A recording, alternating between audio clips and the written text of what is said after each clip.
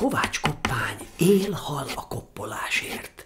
Agyszüleményei rendre életre kelnek.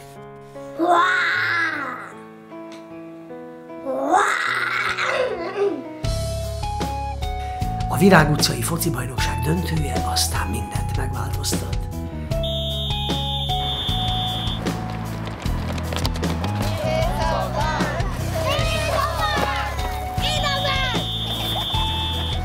Képes lesz-e Koppány újra összekovácsolni a Kovács családot?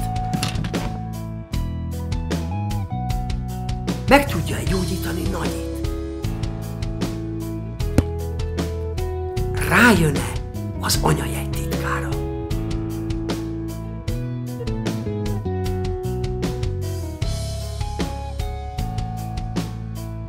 És győzelemre viszi-e a tejfogú tigriseket a rettenthetetlen rókaprémes rémek ellen?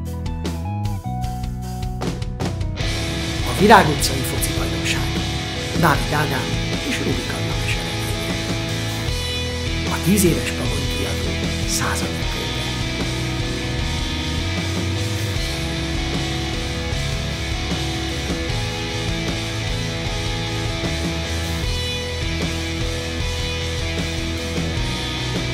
További információ www.davidadam.hu. Tudod, David Adam.